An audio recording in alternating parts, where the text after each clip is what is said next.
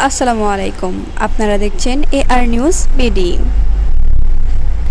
সরকার ও নিজের রাজনৈতিক অবস্থান নিয়ে যা জানালেন নাহিদ। বিস্তারিত জানতে চ্যানেলটির সাথে থাকুন। অন্তর্বর্তী সরকারের তথ্য ও সম্প্রচার উপদেষ্টা নাহিদ ইসলাম বলেছেন, গণ অভ্যুত্থানে যে প্রতিশ্রুতি ছিল সেগুলো নিয়েই আমরা সরকারে আসছি। এক সময় আমরা রাজপথে ছিলাম, এখন সরকারে আছি, কিন্তু আমাদের ভূমিকা একই থাকছে, উদ্দেশ্য এবং লক্ষ্য একই থাকছে। সম্প্রতি জার্মান ভিত্তিক সংবাদ মাধ্যম ডয়েচে ভেলের সঙ্গে এক সাক্ষাৎকারে এসব কথা বলেন তিনি।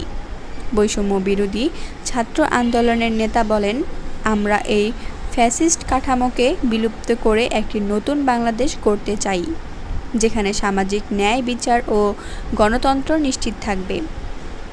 আমরা সরকারে থেকে সেই কাজটিই করছি। হয়তো আমাদের পদ্ধতিটা আলাদা হয়েছে, কিন্তু আমাদের ভূমিকা এবং লক্ষ্য উদ্দেশ্য একই আছে।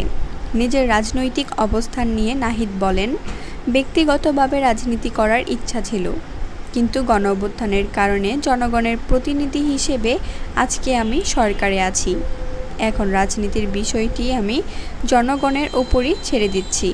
যদি জনগণ প্রত্যাশা করেন বা আমার সে ধরনের ভূমিকা রাখার সুযোগ থাকে, আমি সেটা ভবিষ্যতে দেখাবো। বিস্তারিত ছিল এই পর্যন্তই। আমাদের সাথে থাকার জন্য ধন্যবাদ।